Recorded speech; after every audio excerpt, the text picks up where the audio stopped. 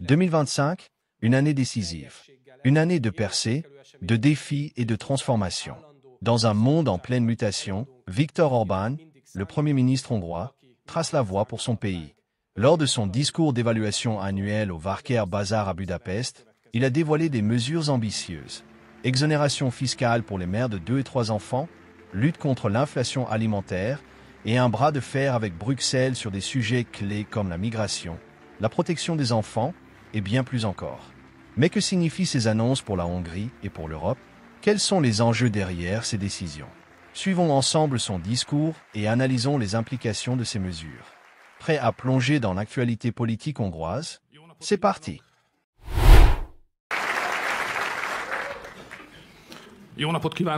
Bonjour, mesdames et messieurs les présidents respectés, chères épouses, monsieur le président de l'Assemblée, distingués invités venus de l'étranger, mesdames et messieurs. Le météorologue se présente à la fin du journal. Avant de vous donner les prévisions pour demain, je voudrais corriger notre prévision d'aujourd'hui et m'excuser pour celle d'hier. C'est un métier difficile, mais il y a une différence. Si le météorologue se trompe, nous risquons simplement de nous faire mouiller. Si le Premier ministre se trompe, ce n'est pas un parapluie qu'il faut, mais un canot de sauvetage. Il est difficile de prédire ce que demain nous apportera, et même en politique, de savoir ce qu'hier nous a réellement apporté. J'ai appris d'Imre Pozsgay que rien n'est aussi changeant que le passé. C'est pourquoi, chaque année, lorsque je commence mon bilan annuel, je commence par relire les faits. J'appartiens encore à l'ancienne école. J'aime que ce que j'ai dit hier soit en accord avec ce que je dis aujourd'hui. Ce n'est plus à la mode. Je me souviens de la stupéfaction qu'a provoquée il y a 30 ans, lorsqu'Ongila a été confronté à ses déclarations précédentes, et qu'il a répondu « Et alors ?» Aujourd'hui, lorsque nos adversaires sont confrontés à leurs mensonges, ils répondent simplement « C'était hier, aujourd'hui c'est aujourd'hui ». Je pense que c'est ce qu'on appelle le progrès. Ne soyons pas surpris si beaucoup ne veulent pas être modernes. En fin de compte, aujourd'hui est un jour facile pour moi, car l'année dernière, j'ai dit ce qui suit. De grandes opportunités s'ouvrent à nous. La scène politique mondiale à la fin de l'année sera très différente de ce qu'elle est au début de l'année. Et si Dieu nous aide, la force motrice de la Hongrie ne diminuera pas, mais s'étendra à un niveau jamais vu depuis longtemps. Et c'est ce qui s'est passé. Après la démission de la présidente de la République en février, nous sommes arrivés à la victoire aux élections européennes en juin. Guerre ici, inflation là-bas, dans toute l'Europe, le Fidesz-KDNP a remporté la deuxième plus grande part des voix. Seule Malte a connu une plus grande victoire. Mais ce qui se passe à Malte reste à Malte. La voix des patriotes résonne plus fort à Bruxelles que jamais. C'est une grande chose, car parler d'amour pour la patrie à Bruxelles demande un courage à toute épreuve, comme se promener avec une écharpe violette dans le quartier de Ferencváros. Mesdames et messieurs, l'année dernière, nous étions ici le cœur lourd. Nous avons perdu notre président de la République, notre chef de liste pour l'Union européenne, et la guerre semblait de plus en plus sombre. Les sanctions, l'inflation et les prix de l'énergie ont rendu les perspectives économiques très sombres. C'était comme un cauchemar. L'ambassadeur américain s'est mis à la tête de l'opposition, on nous a tiré dessus depuis Washington et Bruxelles, et les agents locaux de George Soros ont activement incendié les meules de foin et empoisonné les puits. Et comme toujours, la trahison n'a pas manqué. Il s'est avéré que le chemin du premier rang de cette évaluation annuelle jusqu'à la caisse de M. Weber à Bruxelles n'est pas si long. C'est une bonne leçon. Celui qui trahit ses amis trahit aussi son parti. Ce genre de personne trahit n'importe qui au premier virage. Surtout, il ne devrait pas trahir sa patrie. La vertu et la force de notre communauté résident précisément dans la loyauté. Comme notre nom l'indique, Fidesz, foi, loyauté, confiance. Celui qui ne comprend pas cela, ou qui ne ressent pas sa beauté, est à l'extérieur. À la fin, chacun obtiendra ce qu'il mérite. C'est la loi. Malgré les épreuves du ciel avant les élections européennes, nous sommes restés calmes, car nous avons appris que le temps compte. Le temps, c'est de l'expérience. Nous savons qu'en politique, la seule constante est le changement. Il se passe toujours quelque chose d'imprévisible. Parfois bon, parfois mauvais. Et quand tu penses avoir tout vu, c'est précisément à ce moment-là que la surprise arrive. Boum! Nous donnons des coups, et nous en recevons. Parfois, nous en recevons plus que nous n'en donnons. Le secret est de rester debout dans ces moments-là. Nous savons grâce à la CIPAP que la boxe est un sport où même le gagnant est très battu. Et c'est exactement la même chose en politique. Sans souffrance, il n'y a pas de victoire. La douleur est notre amie. Et la victoire compense tout. Comme vous le savez, c'est le meilleur remède. Et pour la prochaine fois, il ne nous reste que 14 mois à attendre. Mesdames et messieurs, l'année 2024 a été une année virile. Nous avons vu que si nous nous unissons, la Hongrie peut y arriver. Hier, nous étions des hérétiques. Aujourd'hui, c'est le monde entier qui frappe à notre porte. On disait que nous étions le passé. Il s'est avéré que nous sommes l'avenir. Nous sommes éternels, comme les Rolling Stones. Ce qui est bon ne sort jamais de la mode. Chers amis, cela fait 15 ans que nous combattons. Une poignée de rebelles hongrois contre un empire. Seuls, isolés, face au vent contraire. Le jeune Székely dit à son père, effrayé, « Ils arrivent, et ils sont 10 fois plus nombreux que nous. » Le vieux répond, « Eh bien, il en faut autant. » En regardant en arrière depuis l'ombre rafraîchissante de la victoire électorale américaine, la mémoire embellit tout, bien sûr. Mais nous savons que la situation était tendue. Comme on dit dans les vestiaires, la tarte était chaude. Les enjeux étaient élevés sur la table, une belle tâche. Il fallait des nerfs d'acier pour jouer sur 3 cartes jusqu'à la ligne rouge pendant des années. Mes amis, soyons fiers que nous, Hongrois, ayons largement contribué à changer le monde. Bien au-delà de notre taille, de notre puissance économique et de notre population. Nous avons été les pionniers, les précurseurs et les initiateurs de cette rébellion. Le père Pio avait prédit que la Hongrie était une cage d'où un jour un bel oiseau s'envolerait. Ils connaîtront beaucoup de souffrances, écrivait-il, mais ils auront une gloire sans pareille dans toute l'Europe. C'est peut-être à cela qu'il pensait.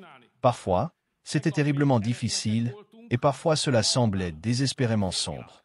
Je ne parle pas du Fidesz, ni du gouvernement, mais des Hongrois. La nation hongroise a toujours été derrière nous, ensemble et individuellement. Nous devons nous incliner devant la persévérance et la détermination des Hongrois. Ils n'ont jamais abandonné, ils n'ont jamais reculé, et ils n'ont jamais dit « cédons à Soros ». Ils n'ont jamais dit « soumettons-nous à Bruxelles ». Merci à chaque Hongrois rebelle qui, par son travail acharné, sa persévérance et son obstination, a défendu la patrie. Je suis profondément reconnaissant de servir un tel peuple face à l'Empire. Tous les politiciens du monde peuvent envier cela. Face au vent contraire ou non, nous avons donné au pays une nouvelle constitution chrétienne nationale. Nous nous sommes protégés de la migration, nous avons protégé nos enfants des militants du genre, nous nous sommes tenus du côté de la paix et nous avons évité la guerre. Nous avons protégé la Hongrie de Soros et de ses acolytes, les emprunteurs en devises des banques, les familles des factures d'énergie qui montent en flèche. Nous avons donné du travail à 1 million de personnes supplémentaires, et ainsi, jamais autant de personnes n'ont travaillé en Hongrie, 4 700 000. La prudence, bien sûr, ne fait pas de mal. Quand on a demandé au pape combien de personnes travaillaient au Vatican, il a répondu « environ la moitié ». Puisque j'ai mentionné le Saint-Père, remercions-le d'être avec nous sous la bannière de la paix, et nous lui souhaitons un prompt rétablissement. Chers amis, cette année sera différente. Maintenant, nous marchons sur la rue principale de l'histoire, tandis que nos adversaires errent dans les rues boueuses et périphériques. J'ai observé nos alliés européens sur les images de la réunion de Paris. On aurait dit qu'ils avaient mordu dans un citron. L'Union européenne est outrée que les négociations aient commencé sans elle. Elle veut s'asseoir à la table. Demian Sandor m'a dit, si tu veux t'asseoir à la table où les grands jouent, regarde autour de toi et cherche le dindon de la farce. Si tu ne le trouves pas, alors c'est toi. Voilà pour Paris. Mesdames et messieurs, après la balade sombre de l'année dernière, cette année, c'est le robe dur qui suit. Il vaut la peine de boucler vos ceintures. La lutte continue, mais il y a une différence importante. Maintenant, l'objectif n'est pas de contourner, de manœuvrer ou de survivre, mais de gagner. Jusqu'à présent, nous nous sommes rebellés, maintenant nous voulons aussi gagner. Après la Hongrie, les États-Unis se sont également rebellés. Ainsi, la donne a immédiatement changé. Mais ne croyons pas que la rébellion réussie de l'Amérique apportera la victoire à la Hongrie. Ils ne peuvent pas gagner à notre place, ils ne peuvent qu'améliorer nos chances. Le président Trump n'est pas notre sauveur, mais notre compagnon d'armes. De plus, il n'a même pas fini son travail, il vient juste de commencer. De lourdes batailles l'attendent, non seulement sur la scène mondiale, mais aussi chez lui. Du point de vue de la Hongrie, ce qui s'est passé, c'est que pendant que David combattait Goliath, le frère de David est arrivé, il a l'air d'un sacré gaillard. Nous avons eu une chance de sortir de la forteresse assiégée. Plus encore, ne nous contentons pas de sortir, mais perçons les lignes de défense de l'Empire. Il faut maintenant penser avec audace et en grand. C'est pourquoi je vous propose, à nous tous, que 2025 soit l'année de la percée. Chers amis, ne nous laissons pas aveugler par nos succès de l'année dernière. Bien que nos adversaires aient été gravement blessés, et que pour la première fois je vois la peur dans leurs yeux, et que pour la première fois ils doivent battre en retraite, il serait stupide de les sous-estimer. Nous ne pouvons percer que par des manœuvres disciplinées et planifiées, même dans ces conditions. Voyons ce que nous devons faire. L'Empire a 2 têtes et un dépôt central. Une tête à Washington, une à Bruxelles, et le dépôt de type Soros est ici, à Budapest. Nous le savons parce que les Américains ont sorti les squelettes du placard. Ils ont dévoilé et rendu public ce mécanisme de pouvoir corrompu jusqu'à la moelle, oppressif, qui a pompé des milliards du budget des États-Unis vers des organisations de la société civile, des journalistes achetés, des juges et des procureurs, des politiciens, des fondations, des bureaucrates, une immense machine qui a imposé une dictature de l'opinion libérale et une oppression politique dans tout le monde occidental, y compris la Hongrie. C'est la vérité. Il s'est avéré que rien n'est ce qu'ils ont prétendu. Tolérance, diversité, sensibilisation, société civile, égalité des chances, état de droit. Vraiment, c'était exactement ce que nous, Hongrois, avons toujours vu. Une machine financière et de pouvoir robuste, créée pour briser, broyer et dévorer la liberté et l'indépendance des nations, afin que l'Empire puisse survivre. L'Empire en haut, les nations en bas, jusqu'à ce qu'il nous ait vidé de notre énergie et que l'Empire établisse son règne éternel. Et cela dure depuis des temps immémoriaux. Nous avons été si longtemps en bas que nous ne savons même pas ce que c'est que d'être en haut, comme le dit Hobo, et en vérité. La Hongrie est dans l'opposition à Bruxelles depuis 15 ans. Nous devons être dans l'opposition avec un gouvernement. Même Norris pourrait essayer cela lui ferait honneur, bien qu'il ait une majorité des 2 tiers. Ce sont nos amis. Ce qui se passe en Amérique est beau et inspirant, mais que cela reste l'affaire des Américains. Nous, Hongrois, devons maintenant ramener notre bateau des eaux internationales et nous occuper de nos propres affaires. Tout d'abord, nous devons nous occuper du dépôt de l'Empire à Budapest. La méthode de travail s'appelle Peli Ustel. Une balle haute arrive, le pied s'enfonce, le corps se penche en avant, pivote à partir des hanches, balance et tire. Pour ceux qui pratiquent des sports plus importants, cela signifie que nous envoyons des envoyés du gouvernement aux États-Unis et que nous collectons toutes les données et preuves concernant la Hongrie. Ensuite, nous créons rapidement les conditions constitutionnelles et juridiques pour ne pas avoir à rester les bras croisés pendant que des organisations de la société civile servent les intérêts étrangers sous nos yeux et organisent des actions politiques. Nous ne devons pas rester les bras croisés pendant qu'ils remplissent leurs poches sous nos yeux, affichant leur impunité, invoquant leur protection internationale et comptant sur elle. Miklo a toléré jusqu'à ce qu'il ne puisse plus tolérer. Aujourd'hui, nous en avons assez. L'ambassadeur américain est parti, la protection internationale est terminée, ils ont été expulsés.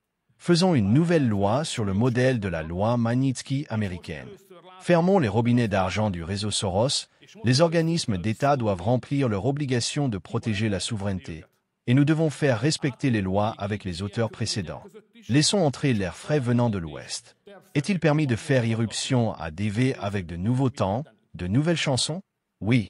Jusqu'à présent, il y a eu l'ouverture à l'Est, maintenant vient l'ouverture à l'Ouest, puisqu'ils l'ont tant regretté.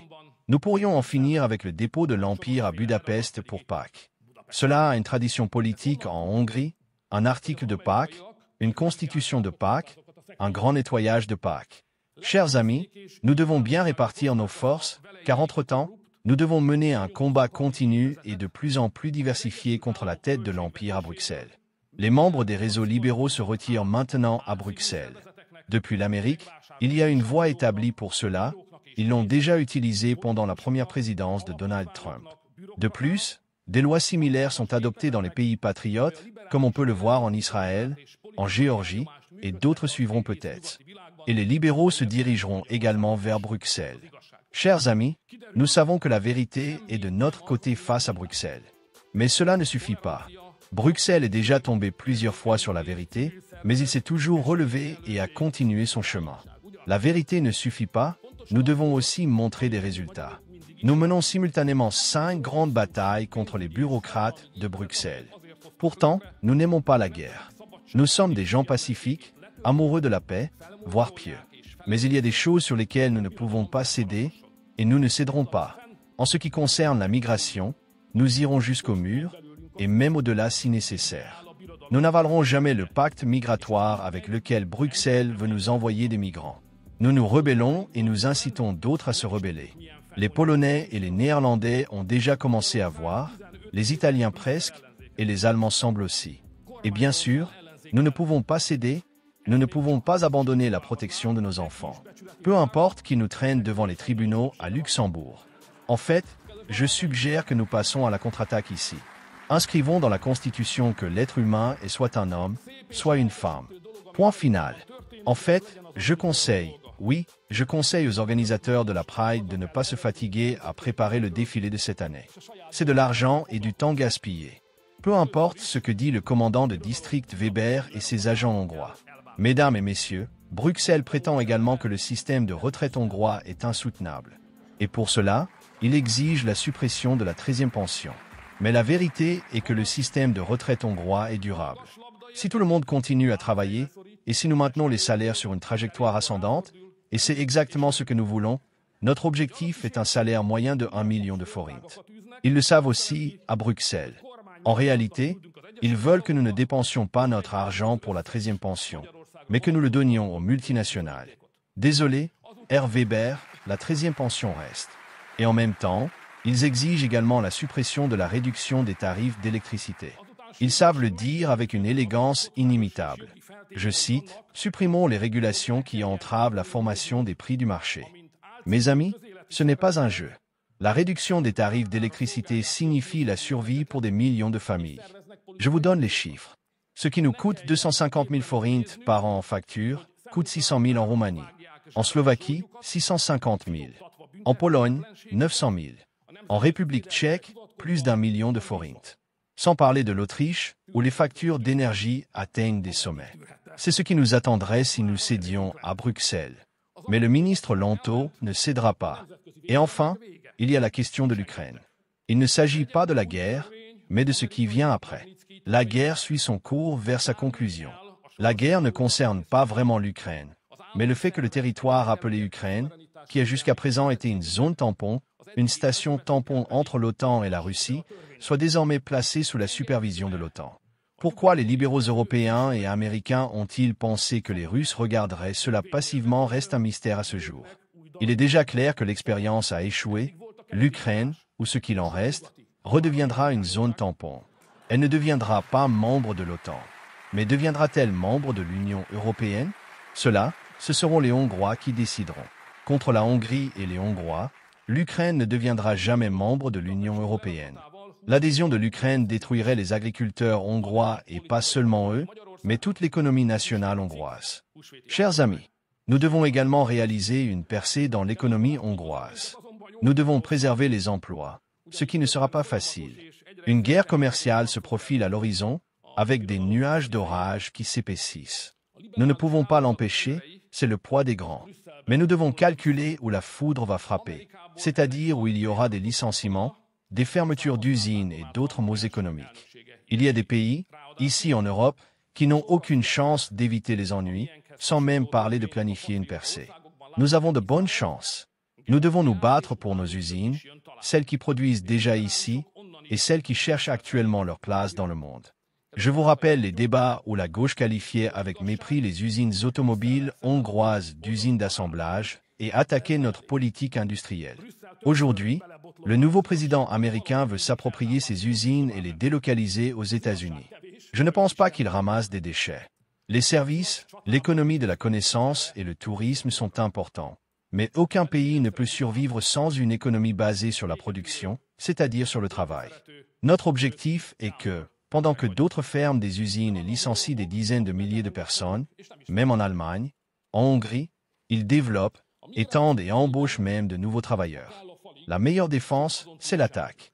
C'est pourquoi nous lançons le programme des 100 nouvelles usines, car c'est la seule façon de garantir que chaque Hongrois qui veut travailler aura un emploi à l'avenir. Les ministres Szijjártó et István Nagy auront une année chargée. Mes amis, nous devons également veiller à ne pas perdre de vue l'avenir dans cette grande bataille, à ne pas nous enfermer dans le présent.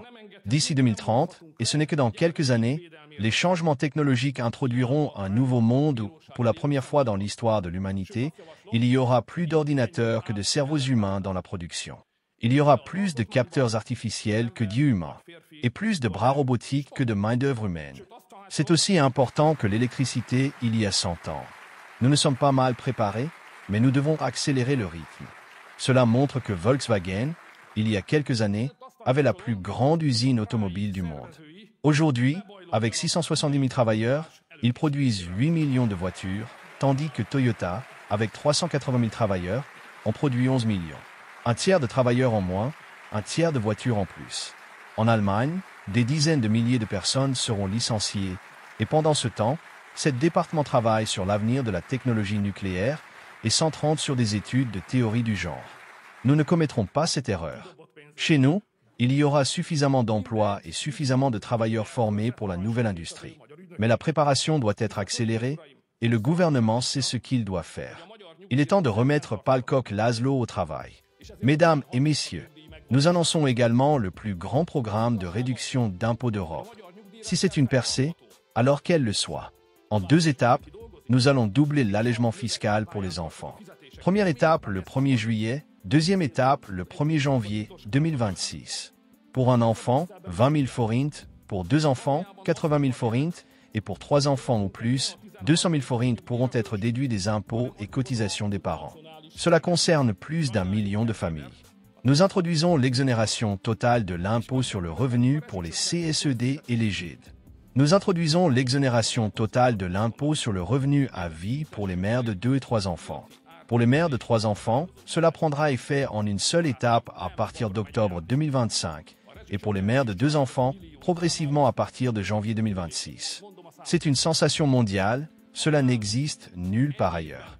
Cela représente une énorme dépense, mais l'économie en plein essor, les programmes de soutien aux entreprises et le plein emploi sont ensemble capables de générer cette somme tout en réduisant le déficit budgétaire et la dette publique.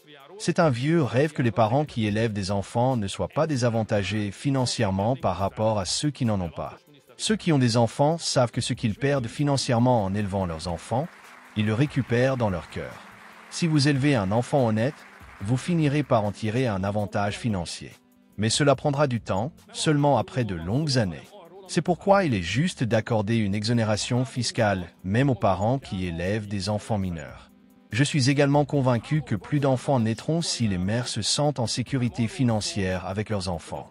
Si nous n'avions pas introduit le nouveau système de soutien familial en 2010, il y aurait aujourd'hui 200 000 enfants de moins en Hongrie. Imaginez ce que serait la situation, où nous en serions, si ces 200 000 enfants hongrois n'étaient pas nés. Mesdames et messieurs, le Covid, la guerre, les prix de l'énergie et l'inflation alimentaire ont secoué les familles. Il est temps qu'ils trouvent un port sûr. C'est pourquoi une percée est également nécessaire dans la création de logements. Ce qui est déjà en place.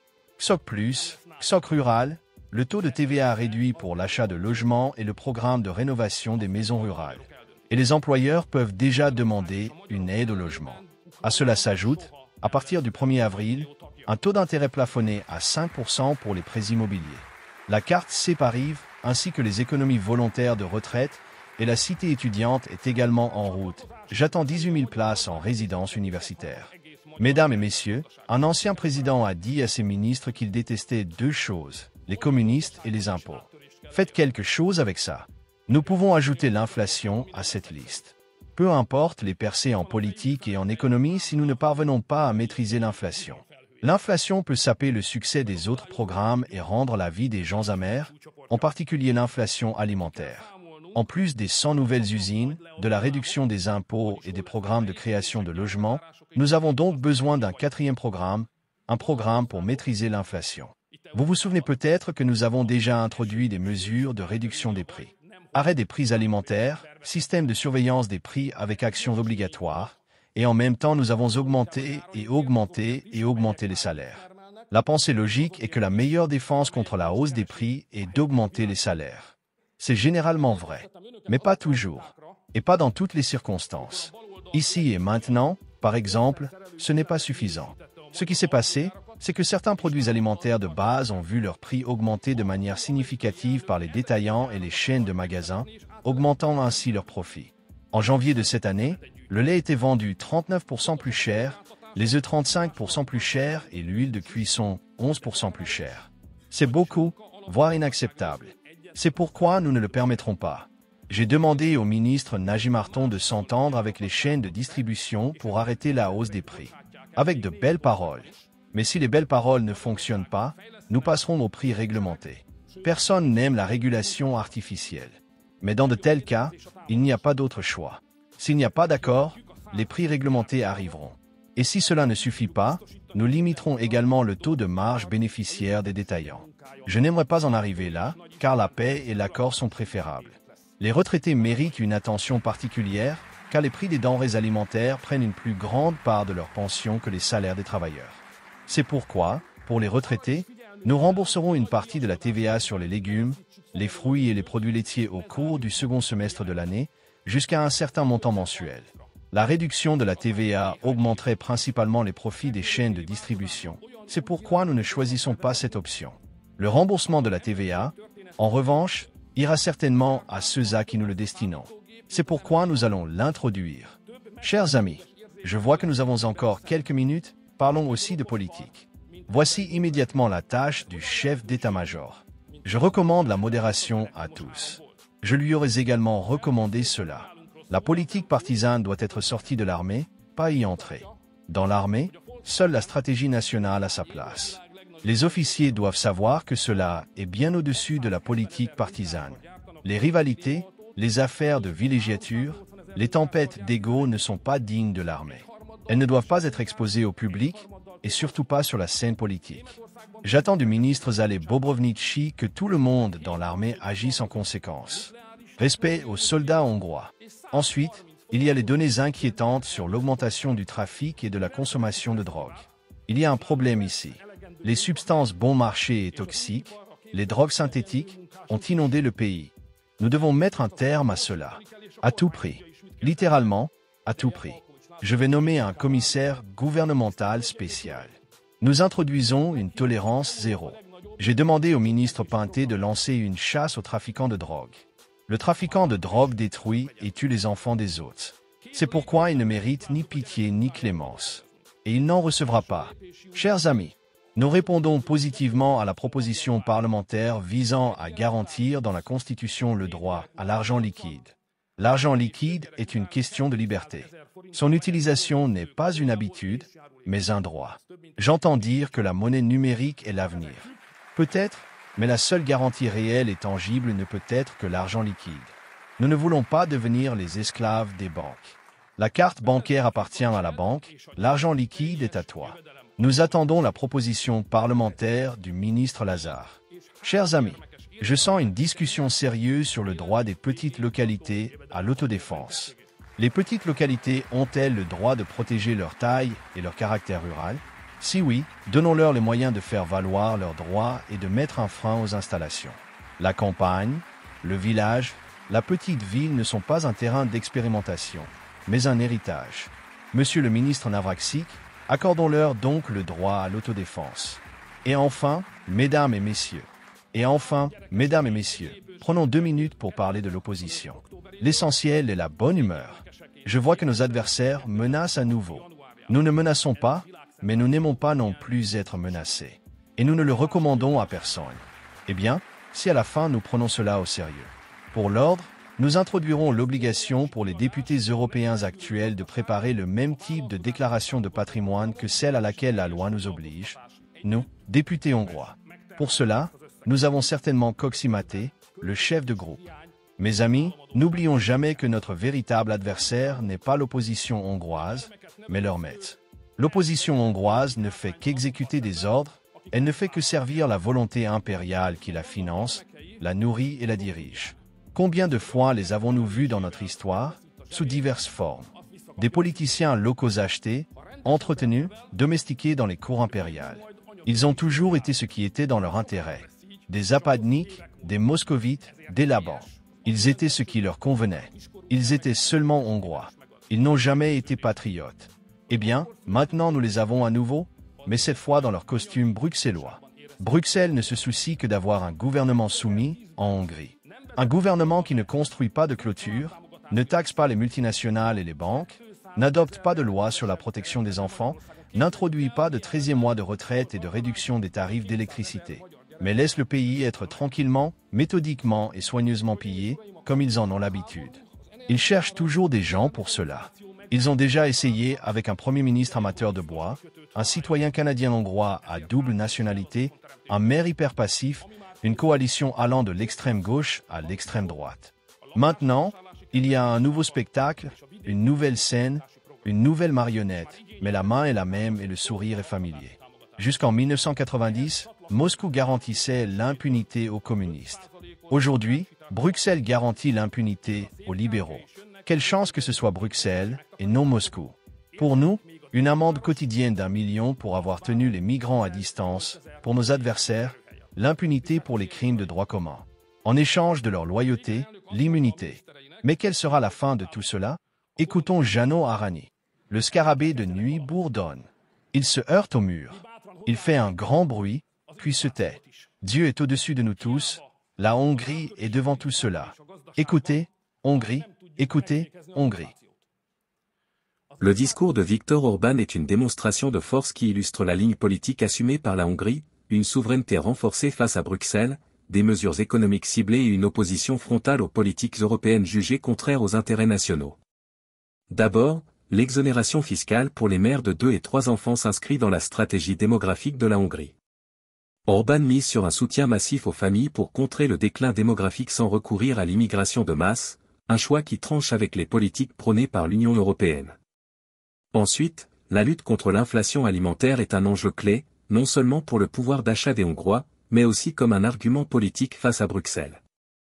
Orban ne cesse de dénoncer les sanctions européennes contre la Russie comme un facteur aggravant de l'inflation. Enfin, son bras de fer avec l'UE sur la migration, la protection des enfants et l'avenir de l'Ukraine montrent que la Hongrie veut poursuivre une voie indépendante. Sur la migration, Orban reste fidèle à son opposition à toute redistribution des migrants en Europe. Concernant l'Ukraine, il est l'un des rares dirigeants européens à questionner ouvertement l'aide inconditionnelle à Kiev, estimant qu'elle ne fait que prolonger le conflit. En conclusion, ce discours n'est pas qu'une simple déclaration politique, c'est une feuille de route pour 2025 qui annonce un durcissement des positions hongroises face à Bruxelles. Reste à voir si l'Union européenne tentera de sanctionner Budapest ou si d'autres États suivront son exemple dans cette contestation croissante du pouvoir central européen.